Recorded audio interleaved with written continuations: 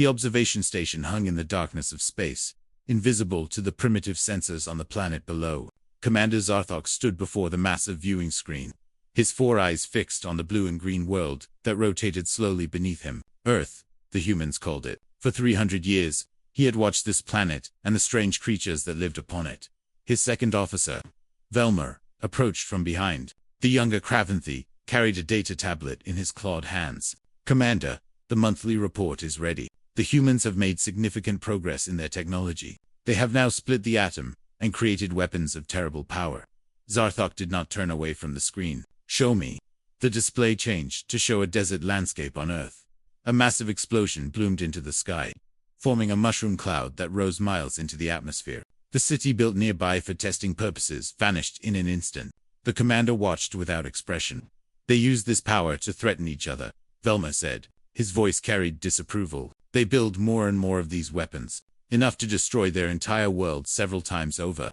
Yes, Zarthok replied quietly. They do. The Craventhi Empire had ruled this section of the galaxy for 12,000 years. They were warriors without equal, bred and shaped through generations of genetic enhancement. Their bodies were perfect for combat, their minds sharp and tactical. They had conquered 100 worlds and brought peace to 1,000 more. They were the strongest, the fastest, the most deadly beings in known space. But they were not alone in watching Earth.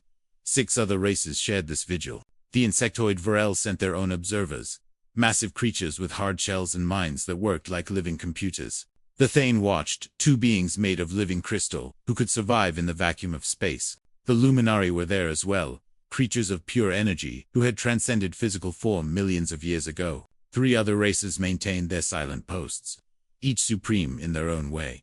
Together, they formed the Council of Watchers. An ancient agreement bound them to this duty. They would observe Earth, but never interfere. They would study the humans, but never make contact. This pact had held for over 50,000 years, since the humans first learned to make fire and shape stone into tools.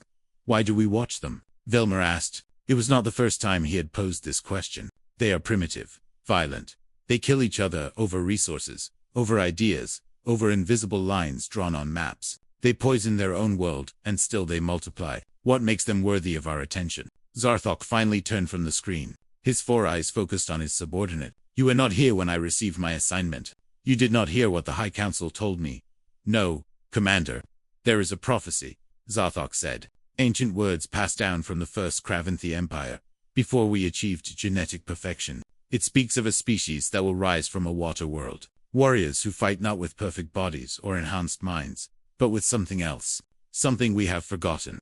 Velmer's mandibles clicked in confusion. What could be more powerful than perfection? The prophecy does not say. It only warns that this species must be watched carefully, that they will either become the greatest threat the galaxy has ever known, or its greatest hope.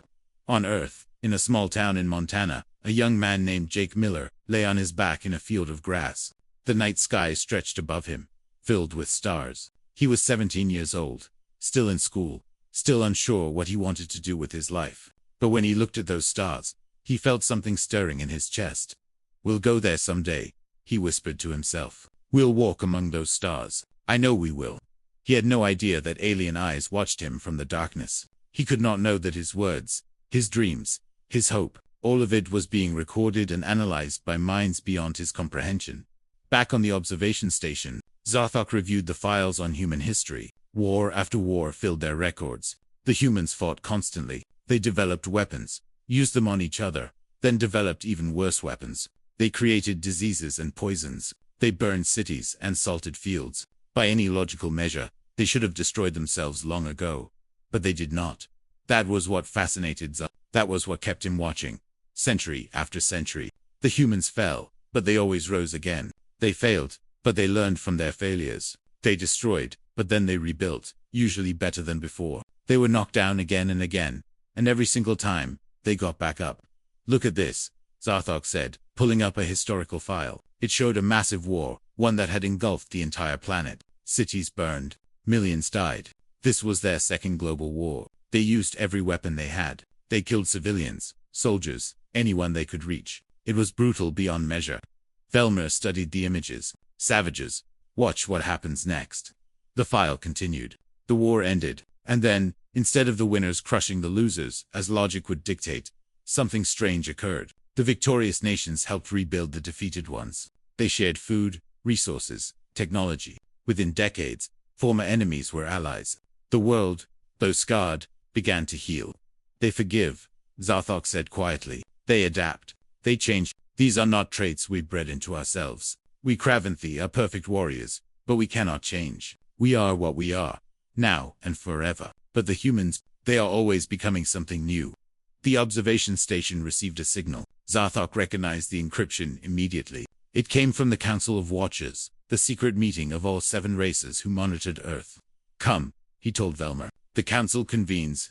The meeting took place in neutral space, far from any inhabited system. 7 ships gathered, each representing a different warrior race. Inside a shared virtual space, the leaders met as holographic projections. The humans progressed faster than anticipated, said the Vrel speaker, its voice translated by advanced computers. They have left their planet. They have walked on their moon. Within a century, perhaps less, they will develop faster than light travel. Then they will discover us, added the Thane representative, its crystalline form glowing softly. The question remains, what do we do when that moment arrives? We destroy them, suggested the Vrel speaker, before they become a threat. It is the logical choice, the safe choice. The prophecy forbids it, Zarthok said firmly. We are bound to watch, not to interfere, not to harm. The prophecy is just words from ancient times, the Vrel replied. Words from before we achieved our current state. Why should we be bound by the fears of primitive ancestors? Because those ancestors were wise enough to create us, the Luminary observer said, its voice like music. Because they saw something in the humans that we might be too advanced to recognize. Because, prophecy or not, there is something about this species that deserves our attention. The debate continued for hours. Some wanted to make contact immediately. Others wanted to destroy Earth before the humans could spread to the stars. A few suggested guiding them, teaching them, shaping them into something less dangerous. In the end, they decided to continue, as they had for 50,000 years. They would watch, they would wait, they would remain silent. Zarthok returned to his station. He stood before the viewing screen once more, watching Earth rotate in its endless dance around its yellow sun. Somewhere down there, Jake Miller was still dreaming of the stars. Somewhere down there, billions of humans were living their lives, completely unaware that the strongest warriors in the galaxy were watching every move they made. How much longer? Velmer asked. Until they reach us. Zarthok considered the question. 200 years, perhaps less if they are lucky. Perhaps more if they face setbacks. But they will reach us eventually. The humans always move forward. It is their nature. And when they do, what then? Zarthok did not answer. He did not know. None of them did. That was what made the humans so dangerous, so fascinating, so terrifying. They were unpredictable, in a universe that the warrior races had long since mastered and controlled. They were chaos in a galaxy of order. The strongest warriors in the galaxy remained silent and watched. And in that silence, they felt something they had not experienced in thousands of years. They felt uncertainty. They felt curiosity. And perhaps, though none would admit it, they felt fear. Commander Lisa Harper stood on the bridge of the ESS Horizon, her hands gripping the railing as she watched the countdown timer. 200 years had passed since Jake Miller dreamed of the stars in Montana. 200 years of progress, of failure, of learning. And now, humanity was about to take its greatest leap. All systems are green. Commander, Lieutenant Chris Morgan reported from his station. His young face showed excitement mixed with fear. The jump drive is charged and ready. We can initiate on your command. Lisa took a deep breath. The Horizon was humanity's first true deep space vessel. 50 years of research and development had gone into creating the jump drive. A revolutionary technology that would fold space and allow them to cross light years in seconds. If it worked, they would arrive at Alpha Centauri, the closest star system to Earth. If it failed, well, nobody really knew what would happen. All crew, this is the commander, Lisa said, her voice broadcast throughout the ship. We are about to make history. Whatever happens in the next few minutes, know that you are the bravest people humanity has ever produced. Initiating jump in 10 seconds. The countdown reached 0. Lisa gave the order. The universe twisted. Colors that had no names flashed through the viewports. Space itself seemed to fold inward, then snap back like a rubber band. For a moment, that felt like both an instant and an eternity. The horizon existed everywhere and nowhere at once. Then reality reasserted itself. The bridge lights flickered back to full power. The screens showed stars, but they were different stars. New stars. Unknown stars. Jump successful, Chris said, his voice shaking with excitement. We did it. We actually did it. We're in the Alpha Centauri system.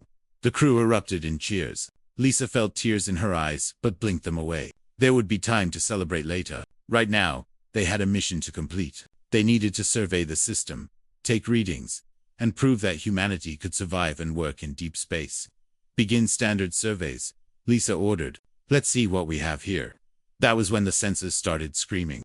Contact, shouted Lieutenant Amy Chen from Tactical. Multiple contacts. No, wait.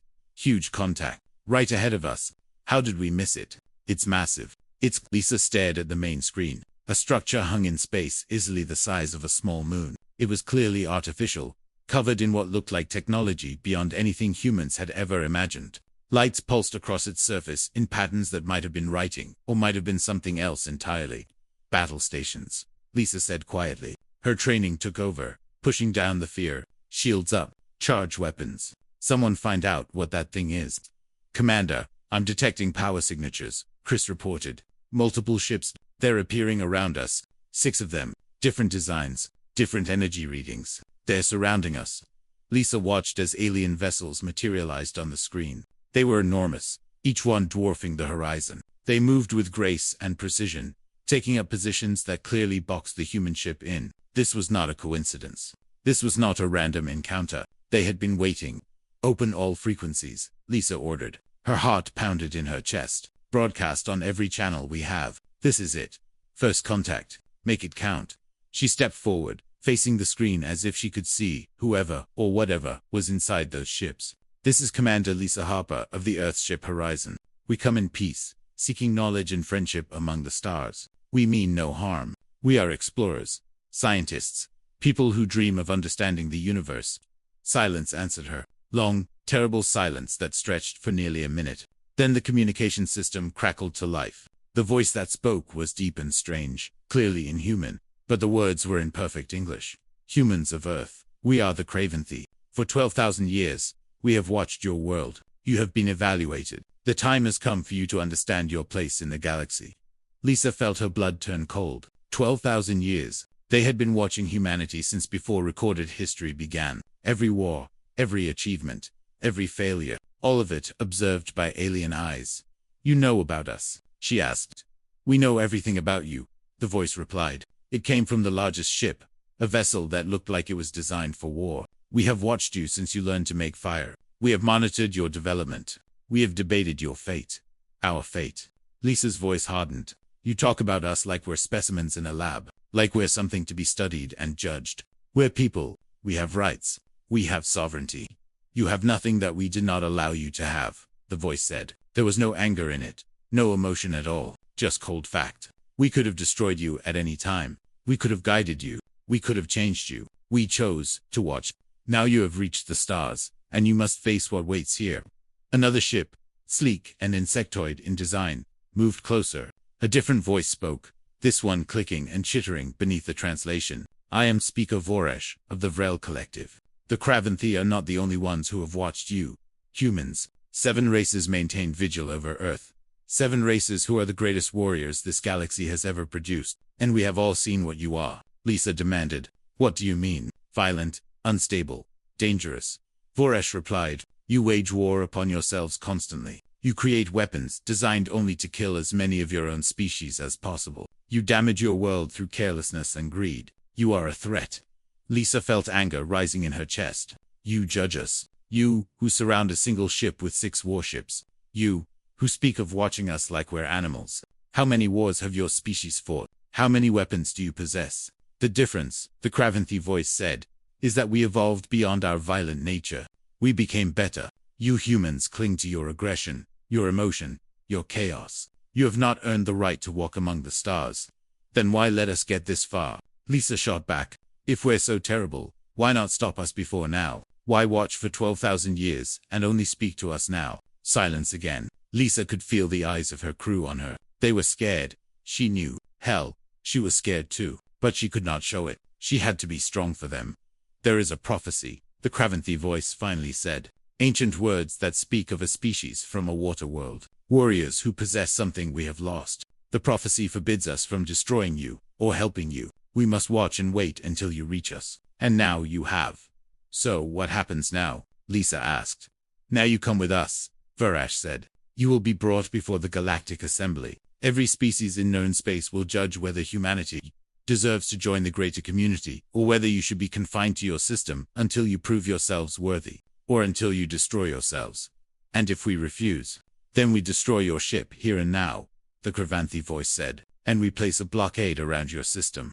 No human ship will ever leave Earth again. Your species will die on your world, never knowing what waits among the stars.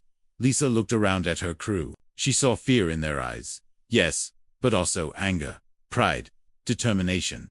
They were humans, after all. They had not come this far to back down now. Chris, send a message back to Earth, Lisa said quietly. Tell them what happened here. Tell them about the aliens, the prophecy, everything. If we don't come back, they need to know the truth.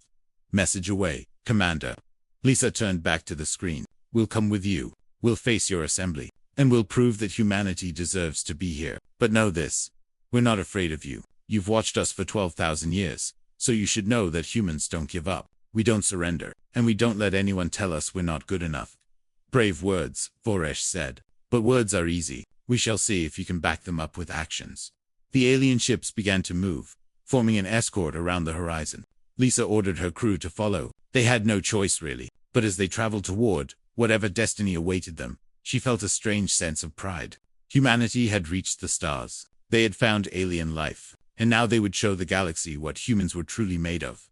In the observation station that had watched Earth for so long, Zarthok stood before his screen. He had been the one speaking to the humans, the voice of the Kravanthi.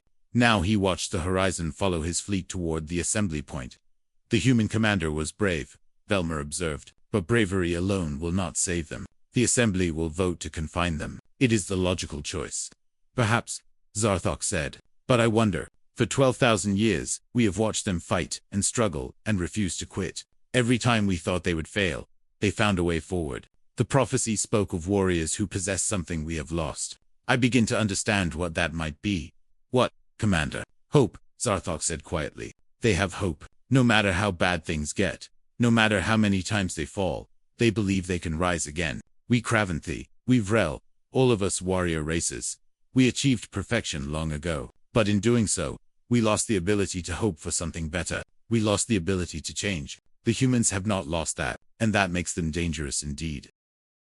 The Galactic Assembly Chamber was unlike anything humans had ever imagined. It stretched for miles, a massive structure built in neutral space where thousands of species could gather. Holographic representatives filled the air like stars, each one representing a different civilization, a different world, a different way of life. Ambassador Paul Jenkins stood on the speaking platform, his legs shaking slightly despite his best efforts to appear calm. Beside him stood Captain Nina Ross, a decorated military officer with 20 years of service. They were the only two humans in a room filled with aliens, and every single one of those aliens was staring at them. This is terrifying, Paul whispered.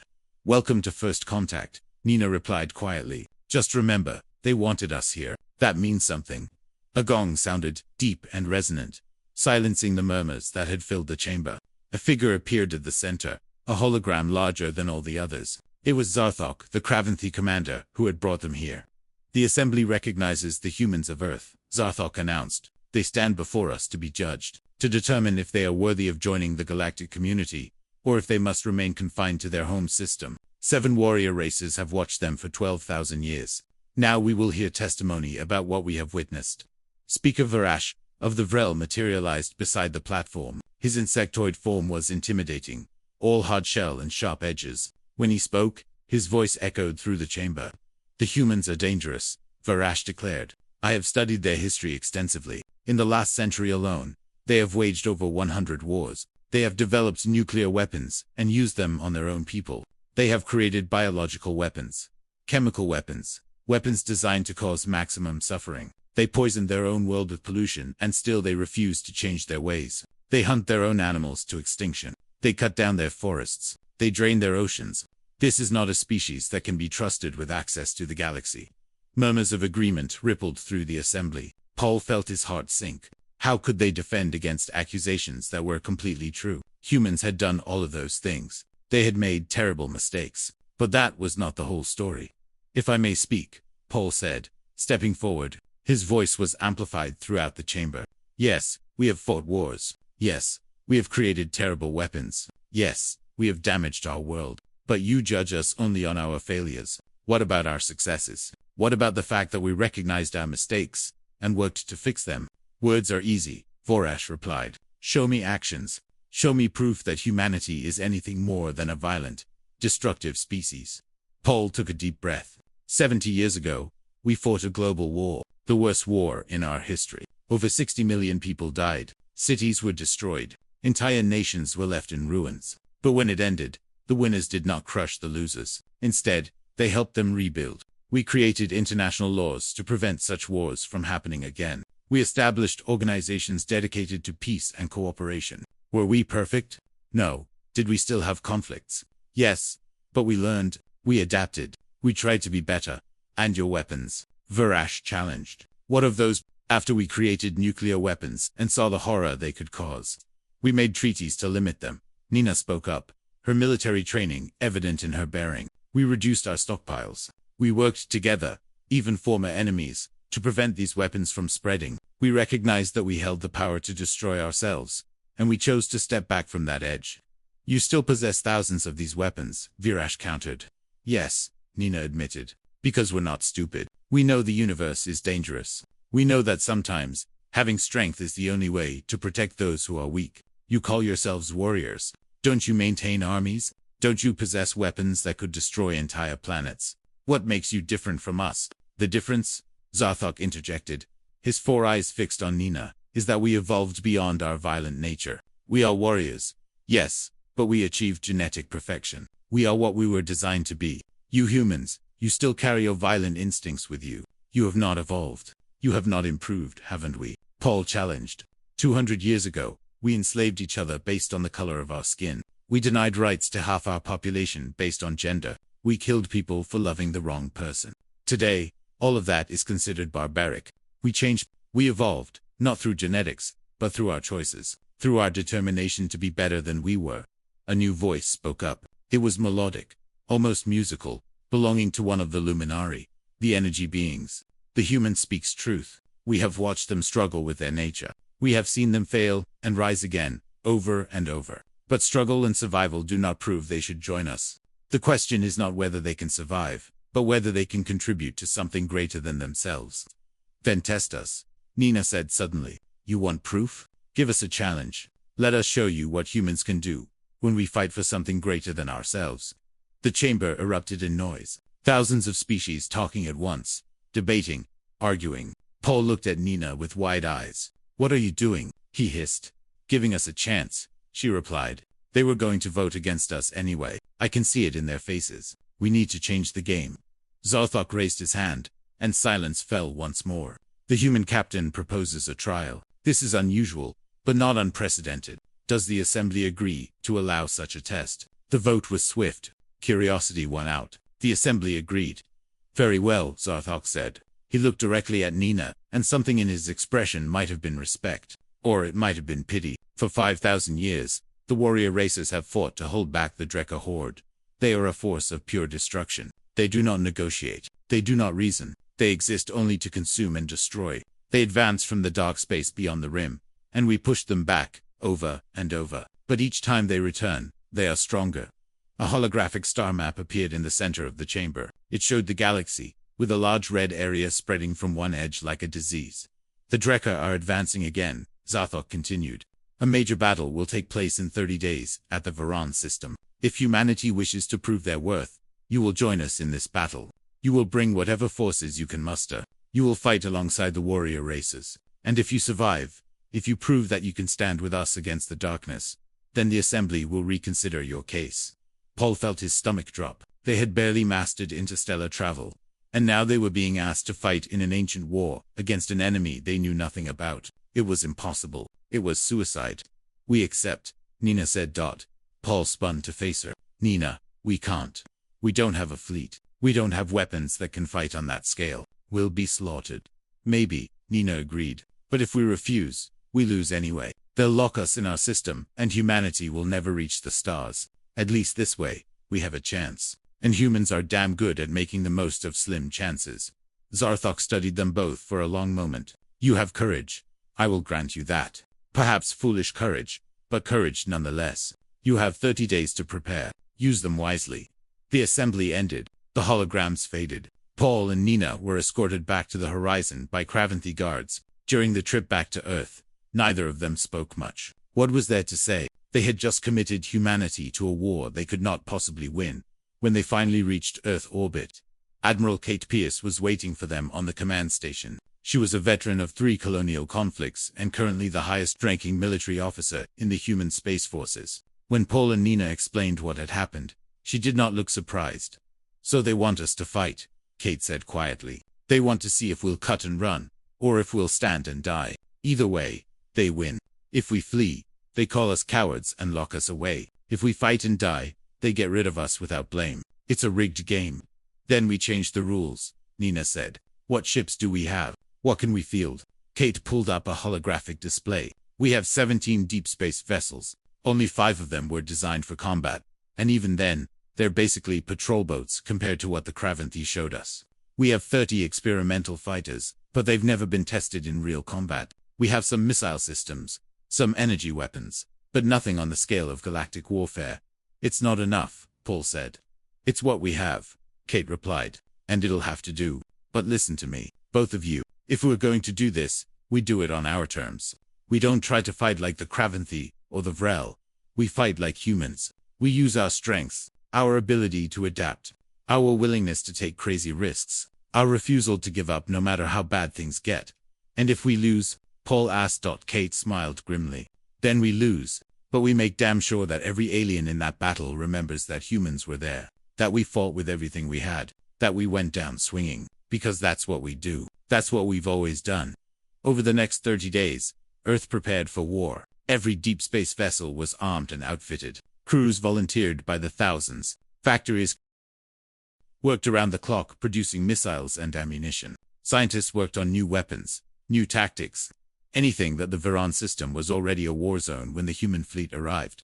Hundreds of ships filled the space between planets, locked in desperate combat. The Craventhi fleet formed the center, their massive warships firing weapons that tore through space itself. The Vrel swarmed like angry insects, their smaller ships overwhelming enemies through sheer numbers. The crystalline Thane floated through the void, their bodies channeling energy into devastating beam weapons. And everywhere, pushing against them like a tide of darkness, came the Drekker. Admiral Kate Pierce stood on the bridge of the ESS Defiance, staring at the tactical display with growing horror. The Drekker ships were organic nightmares, twisted masses of flesh and bone and something else. Something that seemed to pulse with malevolent hunger. They moved wrong, jerking and twisting in ways that should not be possible, and there were thousands of them.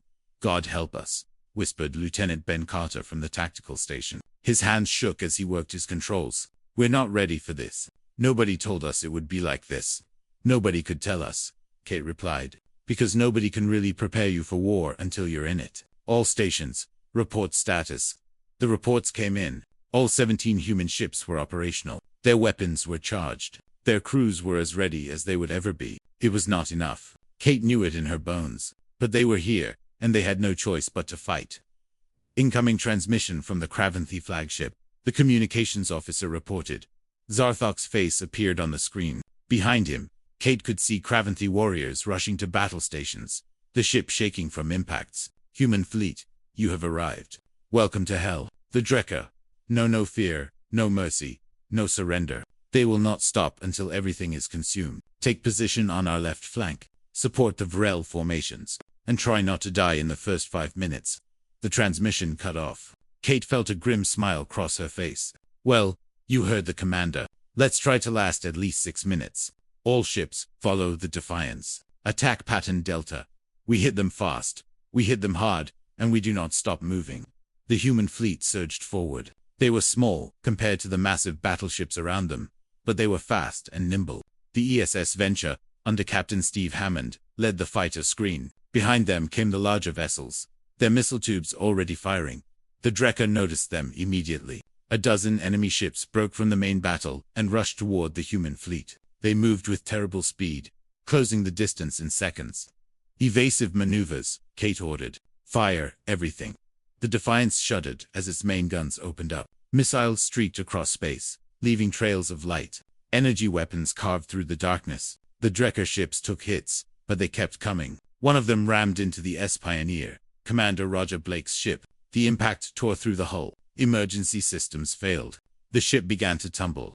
"Pioneer is down," Ben reported, his voice tight. "Life support is failing. They're requesting evacuation." "Negative," came Roger Blake's voice over the com. His transmission was breaking up, filled with static and screaming alarms. "No time. Tell my family I love them." For Earth, the Pioneer's engines fled to maximum power. The crippled ship accelerated directly toward the largest cluster of Drekker vessels. Roger Blake aimed his dying ship like a missile, and when it hit, the resulting explosion took out 3 enemy ships and damaged 5 more. Kate felt tears in her eyes, but she did not have time to mourn. More Drekker were coming. The battle was intensifying. Human ships danced through space, firing, dodging, coordinating with each other in ways that seemed almost instinctive. Years of training together, of learning each other's styles, paid off as they moved like a single organism. "ESS Venture is in trouble," Ben called out. "They're surrounded. 6 Drekker ships have them boxed in." Kate pulled up the tactical view. The Venture was cut off from the rest of the fleet, taking fire from all sides. Their shields were failing. They had maybe 30 seconds before they were torn apart. "All fighters, support the Venture," Kate ordered. "Break them free." Jake Peterson was already moving. The young pilot pushed his experimental fighter to its limits, weaving between Drekker ships with insane precision. Behind him, his squadron followed. They were outnumbered, outgunned, and completely outclassed, but they did not hesitate. "Light them up," Jake said into his com. His squadron opened fire, their smaller weapons targeting the Drekker engines and weapon ports. They were like mosquitoes attacking elephants, but mosquitoes could kill if they hit the right spot. One Drekker ship exploded. Then another. The Venture used the distraction to break free, its captain sending a quick thanks over the com, but the cost was high. 3 human fighters were destroyed in the attack, their pilots dying before they could even scream. Jake felt rage building in his chest. He had known those pilots, had trained with them, had shared meals and jokes and dreams of the future. Now they were gone, snuffed out in an instant. He channeled that rage into focus, hunting the Drekker with cold precision. Across the battlefield, similar scenes played out. The ESS Guardian took a direct hit that vaporized half the ship, but the survivors stayed at their stations and kept fighting until the reactor finally gave out. The ESS Liberty rammed a Drekker carrier that was about to destroy a Kravanthi cruiser, sacrificing themselves to save aliens they had met just weeks before. On the Kravanthi flagship, Zarthok watched the human fleet with growing amazement. He had expected them to break. He had expected them to flee when the casualties mounted. Every logical calculation said that humans should retreat when facing overwhelming odds. Instead, they fought harder. "The human ship Horizon is moving to intercept a Drekker strike force," Velma reported. "Commander Lisa Harper is leading them on a suicide run. They're attempting to destroy the enemy flagship." Zarthok pulled up the visual. The Horizon was barely functional, trailing atmosphere and debris, but it accelerated toward the massive Drekker command ship, firing everything it had. Around it, 3 other human vessels formed an escort, providing covering fire. "They're insane," Velma said. "They cannot possibly succeed." "Watch," Zarthok replied quietly. The Horizon and its escorts tore into the Drekker formation. 2 escort ships died immediately, overwhelmed by defensive fire, but they created an opening. The Horizon shot through it, its captain steering with precision born from desperation. They got close enough to launch their entire payload of heavy missiles directly into the Drekker flagship's core. The explosion lit up space like a new sun. The Drekker flagship disintegrated, the command structure of the enemy fleet faltered, and in that moment of confusion, the Allied forces surged forward, pushing the Drekker back. But the Horizon did not survive its attack. The blast caught the ship, tearing it apart. Lisa Harper died doing what she had always dreamed of, making a difference among the stars. The battle raged for 6 more hours. The human fleet, which had started with 17 ships, was down to 7. The survivors were battered, barely functional, but they were still fighting, even as systems failed and ammunition ran low. They refused to quit. Admiral Kate Pierce watched her tactical display with exhausted eyes.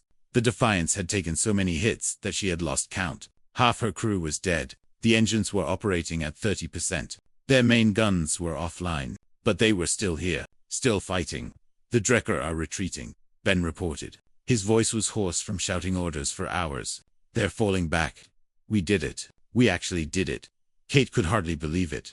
She pulled up the fleet-wide display. The Drekka were indeed withdrawing, their forces broken and scattered. The warrior races had won, and humanity had been part of that victory. All human ships, report status, Kate ordered. The replies came in slowly. 7 ships out of 17, 40% casualties. But they had survived. Against all odds, against all logic. Humans had fought in their first galactic battle and lived to tell about it. On the Kravanthi flagship, Zarthok stood in silence. Around him, his officers were celebrating the victory, but he did not join them. He was thinking about what he had witnessed. The humans who destroyed their own ships rather than let them be captured. The pilots who flew suicide missions to protect others. The crews who stayed at their posts, even as their vessels died around them.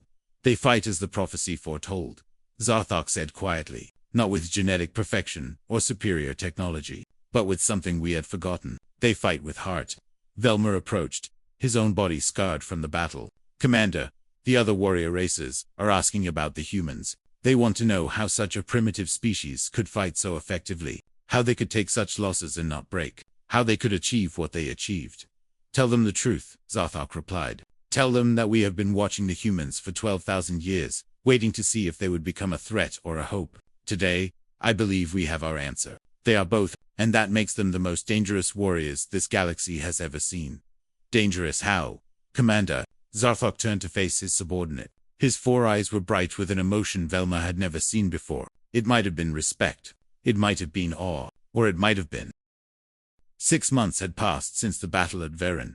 6 months since humanity had proven itself in blood and fire. 6 months since 3,000 humans had died among the stars, fighting for a place in a galaxy that had watched them in silence for 12,000 years. The Galactic Assembly Chamber was filled once again, but this time the atmosphere was different. Ambassador Paul Jenkins walked through the entrance. And where before there had been hostile stares, now there were nods of acknowledgement. Some species even moved aside to let him pass, with what might have been respect. Captain Nina Ross walked beside him, her military uniform decorated with new medals, medals earned in battle, medals paid for in blood. She kept her head high, her bearing proud. But Paul could see the shadows in her eyes. She had been there at Veron. She had seen friends die. That was not something you forgot. Are you ready for this? Paul asked quietly. Does it matter? Nina replied. We're here. We did what they asked. Now they either accept us or they don't. Either way, we proved that humans belong among the stars. The assembly began. Zarthok called the session to order, his 4 eyes sweeping across the gathered representatives. When his gaze fell on Paul and Nina, something in his expression had changed. It was subtle, but it was there. Respect, perhaps, or understanding.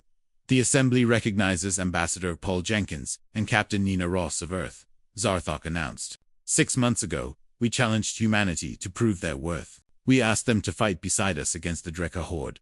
They accepted, despite having every reason to refuse. Today, we hear testimony about their performance in that battle. Today, we vote on whether humanity has earned the right to join the galactic community.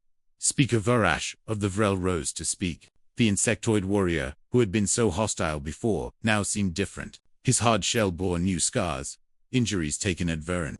I was wrong about the humans, Varash said, his voice carrying through the chamber. I judged them based on their history of violence.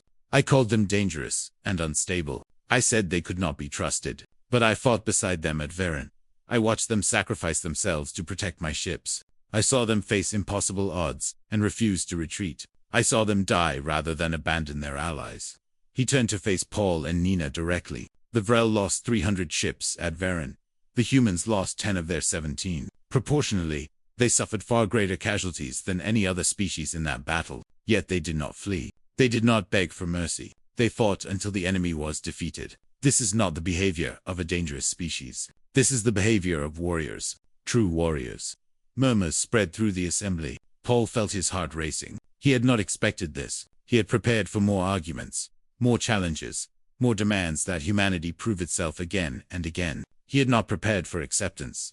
A Thane representative spoke next, its crystalline body glowing softly. For 5,000 years, the warrior races have fought the Drekka. We have developed tactics, strategies, technologies specifically designed to counter them. We are efficient. We are effective. But the humans brought something new to the battle. They brought unpredictability. They brought creativity. They improvised solutions to problems we did not even realize we had. The Drekka could not adapt to them because the humans themselves kept adapting, kept changing, kept finding new ways to fight. More voices joined in. Species after species stood to testify. The Luminari spoke of human courage. The Kravanthi spoke of human determination. Even species who had not been at Verone spoke, saying they had reviewed the battle recordings and were impressed by what they saw. Finally, when the testimony ended, Zarthok called for the vote. All in favor of granting humanity full membership in the Galactic Council. Indicate now. The results were overwhelming. 93% of the assembly voted in favor. Only a handful of species abstained or voted against, and even they did not voice strong objections. It is decided, Zarthok announced. Humanity is hereby recognized as a full member of the galactic community. You have all rights and responsibilities that come with this membership. Welcome, humans. Welcome to the stars. The chamber erupted in what might have been applause, though it came in forms too alien for human ears to fully process. Paul felt tears in his eyes. They had done it. After everything, they had actually done it. But the session was not over. Zarthok raised his hand for silence. There is one more matter to address. The warrior races wish to make a formal proposal to humanity. Paul exchanged glances with Nina. What now? Zarthok continued. For 12,000 years, we have trained our warriors in the most advanced military academies in the galaxy. We have perfected the art of war through genetics, technology, and strategy. But the battle at Verone showed us something we had not anticipated. It showed us that we have become too perfect, too rigid, too predictable. The humans, with their chaos and emotion and adaptability, achieved things we could not. Therefore, the warrior races formally request that humanity allow us to send our officers to train with you, to learn from you, to understand how you fight. Paul nearly laughed. You want to learn from us? We're barely out of our own system. Our technology is centuries behind yours. What could we possibly teach you? How to care, Zarthok said simply. How to fight not for efficiency or strategic advantage, but for something greater. How to sacrifice for others. How to refuse to give up even when logic says you should. These are things we have forgotten in our pursuit of perfection. But you humans have not forgotten them, and we need to remember. Nina stepped forward. If you want to learn from us, then we want to learn from you too. Exchange programs. Your officers train with ours. Ours train with yours. We share knowledge, tactics, culture. We grow together. That's what allies do. Agreed, Zarthok said immediately. It will be arranged. The formal session ended. As the representatives filed out, Zarthok approached Paul and Nina privately. Up close, the Kravanthi commander was even more imposing. But his four eyes held a warmth that Paul had not expected. Walk with me, Zarthok said. There is something I must tell you. Something that only the highest ranks of the warrior races know. They followed him to a private chamber. Once inside, Zarthok dismissed his guards and sealed the door. In the sudden silence, he seemed almost vulnerable. For 12,000 years, I have watched your world, Zarthok began. I was assigned to monitor Earth when I was young, barely more than a juvenile by my people's standards. I watched you learn to make fire. I watched you build civilizations. I watched you fight wars, create art, love and hate, and dream. I watched all of it. Why? Paul asked. Why watch us for so long? Why not make contact earlier, or leave us alone entirely? Because of a prophecy, Zarthok replied. Ancient words passed down from the first Kravanthi Empire. Before we achieved genetic perfection, it spoke of a species that would rise from a water world. Warriors who fought not with perfect bodies or enhanced minds, but with something we had lost. The prophecy said this species would either become the greatest threat the galaxy had ever known, or its greatest hope. Which are we? Nina asked. Zarthok was silent for a long moment. Both. You are both. And that terrifies us as much as it gives us hope. I don't understand, Paul said.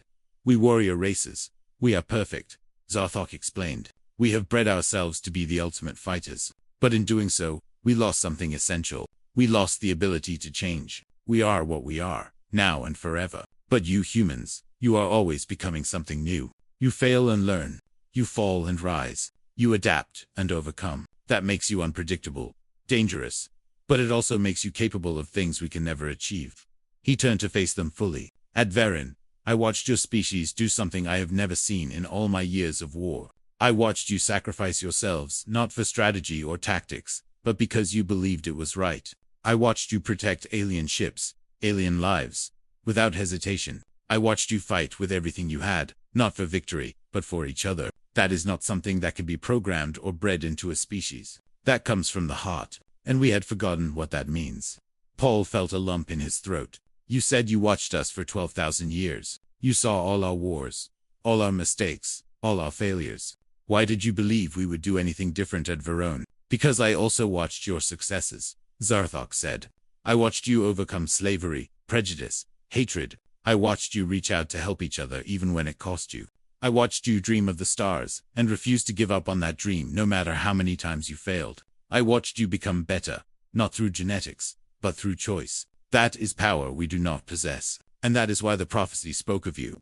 Nina wiped her eyes. So what happens now? Where do we go from here? Now, you take your place among the stars, Zarthok said. You will face challenges. There will be species who fear you, who resent you, who want to see you fail.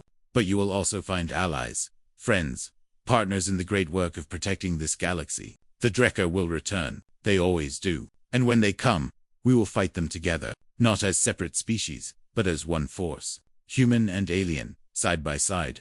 He reached out with one clawed hand. After a moment, Paul understood.